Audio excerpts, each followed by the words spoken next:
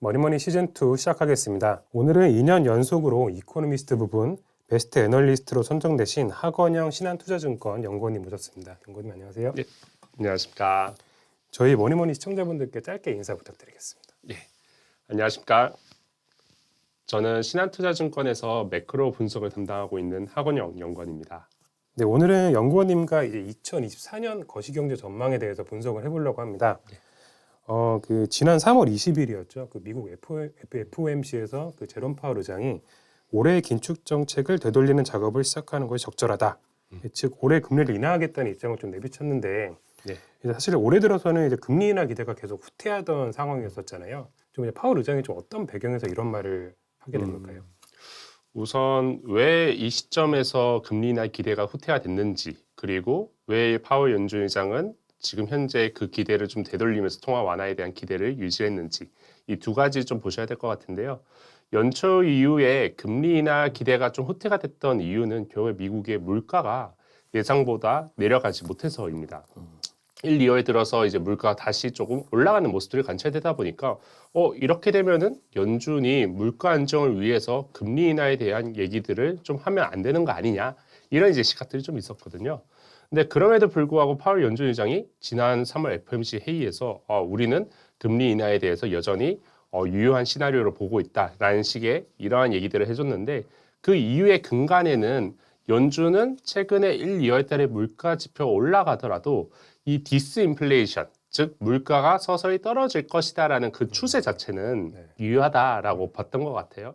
그러다 보니까 물가 안정 추세가 유효하다라고 하면은 우리가 올해 언제인지는 모르겠지만 그 시점 내에서는 금리를 인하할 수 있을 거다라고 보는 것 같고요. 또 하나는 연준이 아직까지는 경제 성장률 전망치에서는 미국의 경제가 매우 견고하다라는 얘기들을 하고 있지만요. 연준은 하반기의 경기에 대해서 약간 조금 두려워하는 것 같습니다. 그러니까 지금 현재 어쨌든 적정 수준보다 높게 금리를 올려놨는데 이 부분들에 대한 부담이 아직까지는 거의 영향을 주지 않았지만은 이게 어느 시점이 되면은 확 경기를 망가뜨리는 거 아닐까, 이런 이제 불편함을 가지고 있다 보니까 연준에서는 이 부분들에 대해서 언제든지 우리는 물가 좀 잡히면은 통화 완화를 할 수 있다, 금리 인하를 할 수 있다, 이런 얘기들을 좀 하는 것 같습니다. 그리고 이제 기준금리 이제 올해 세 차례 인하할 거다 뭐 이런 말도 나오고 네. 있는 것 같은데 연구원님이 보시기에는 그럼 언제부터 좀 금리를 내릴 것 같아요? 저도 이제 언제 금리를 인하할지는 정확하게 잘 말씀 좀 드리기는 어려울 것 같아요. 왜냐하면 연준도 이 얘기를 못하는 이유가 결국에는 이 연준이 금리 인하를 너무 빨리 하게 되면은 경기 자체가 좋아져서 물가 다시 올라갈 수 있는 위험이 있거든요. 이제 그러다 보니까 결국에는 연준의 금리를 인하할 시점들은 결국에 물가가 그래도 금리 인하를 하더라도 올라가지 않을 것 같다라는 생각이 드는 시점일 텐데요. 이게 빠르면 6월 달이 될 것 같아요. 빠르면.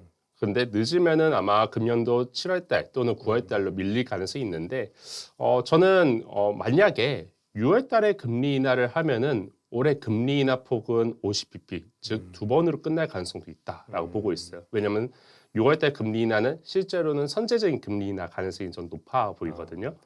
근데 만약에 이제 3분기 중으로 7월 또는 9월로 밀린다라고 하면은 오히려 이제 7월 달에 한다라고 하면은 3번의 금리 인하의 가능성이 좀 더 남아 있고요. 9월 달 한다라고 해도 이제 3번 또는 2번 이 정도로 보고 있습니다.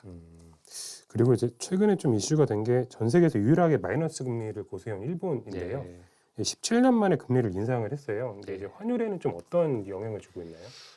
사실 이제 시장에서 많은 걱정들을 했어요. 왜냐하면은 이렇게 오랫동안에 마이너스 금리를 유지했던 일본이 이제는 정책 정상을 하게 되네.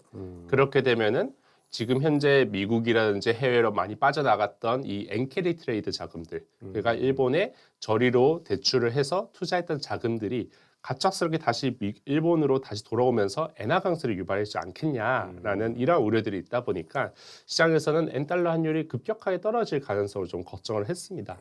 근데 실제로는 지금 보시면은 엔달러 환율이 현재 시점 3월달 중순 시점으로는 봤을 때는 150엔에서 왔다 갔다 하고 있는 상황이거든요.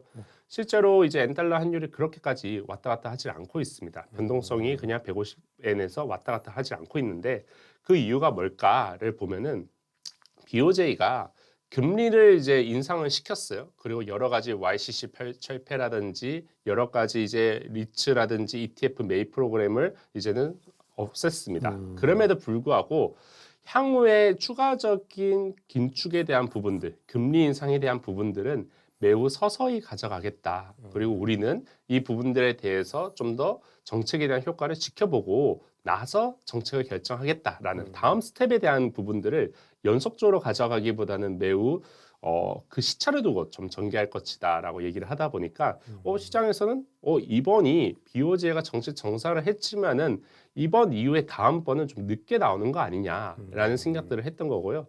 사실 시장이 이런 생각을 할 수 있던 배경에는 최근에 일본의 이제 경제 지표를 보면은 물가는 오히려 정점을 찍고 내려가고 있어요. 그런데 BOJ가 금리를 인상했던 이유는 결국에는 여러 가지 얘기들이 많았지만은 이 춘두 협상이라고 해서 이 봄철에 노조와 그리고 기업 간의 임금 협상이 있는데요. 여기에서 이제 거의 30년 만에 최대치의 임금 상승폭이 기록이 됐거든요. 그러다 보니까 이렇게 되면은 향후에 일본의 경제 내수도 좀 살아나겠고 물가도 올라갈 테니까 이에 대비해서 매우 초완화적인 정책을 이제는 좀 정상화하자라는 관점에서 전개가 됐던 거지. 이게 일본의 물가가 빠르게 올라가니까 물가 잡기 위해서 긴축에 대한 기조를 빠르게 하겠다라는 건 아니었거든요. 이제 그러다 보니까 다음 스텝에 대해서는 시장에서도 천천히 나올 수 있겠지, 충분히 그럴 수 있겠지라는 공감대가 형성이 되면서 엔화의 움직임에서는 그렇게까지 큰 방향을 주지는 않았는데 어찌되었든 지금 일본은 정책 정상화를 하고 있어요. 그리고 미국은 어쨌든 금리 인하를 하겠다라고 얘기를 하고 있습니다.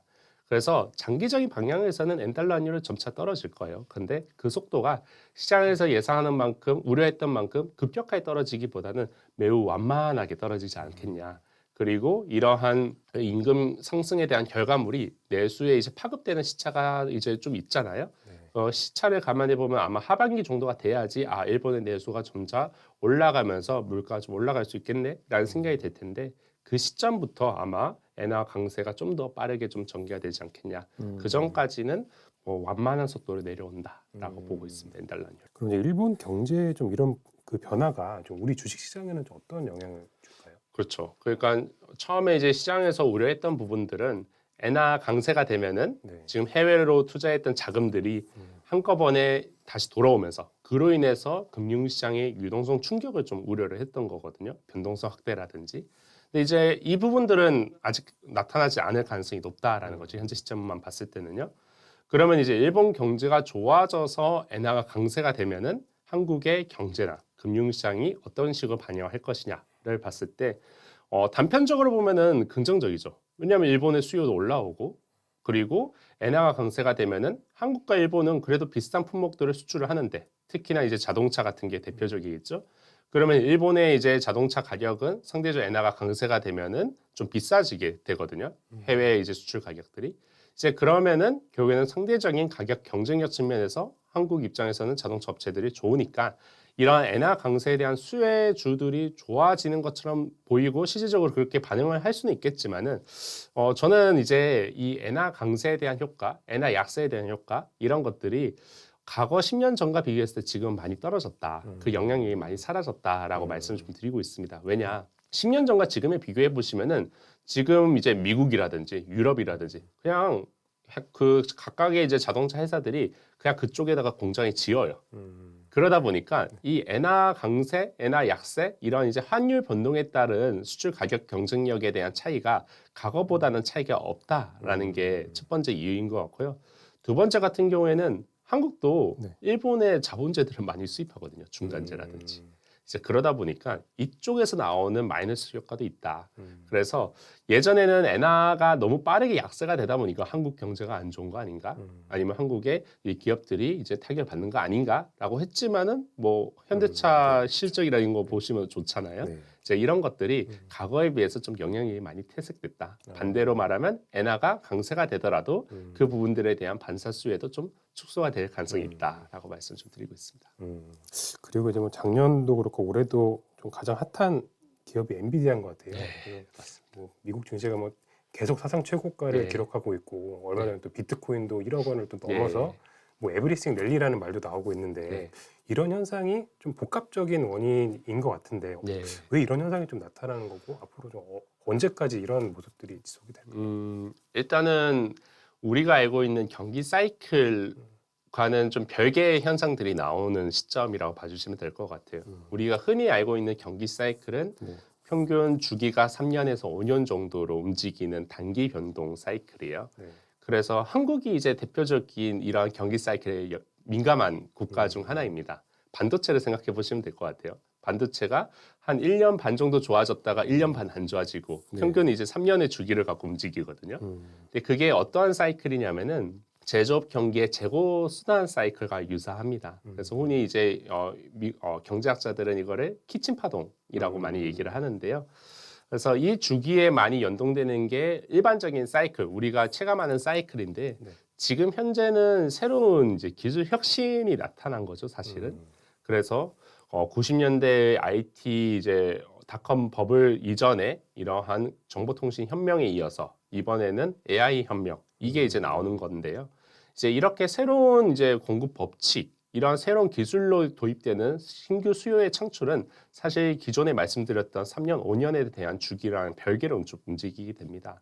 이제 그러다 보니까 이러한 새로운 수요에 대한 부분들에 대한 기대가 최근에 자산 가격에는 반영이 되고 있고 실제로 실물 경제에서도 관련된 투자들이 유입되고 있으니까 그 부분들에서도 수요가 창출이 되고 있는 상황이죠. 이제 그런 부분들이 이제 기존에 우리가 알고 있었던 거와는 좀 다른 경기, 금융시장의 환경들을 만들고 있고 이러한 부분들은 구조적으로 좀 나타날 가능성이 있기 때문에 실제로 금융시장이 생각하고 있는 부분들이 과한 것은 아니다. 그래서 이런 거를 이제 경기단에서는 볼 수가 있고요. 근데 두 번째는 에브리싱 랠리 이 부분들은 흔히 이제 유동성 장세에서 많이 발생이 되거든요. 그러면은 분명히 미국은 이렇게 주요국 중앙은행들은 이렇게 금리를 높여놨는데 왜 이 구간에서 유동성 랠리가 나오냐라는 게 일단은 의문이 될 것 같아요.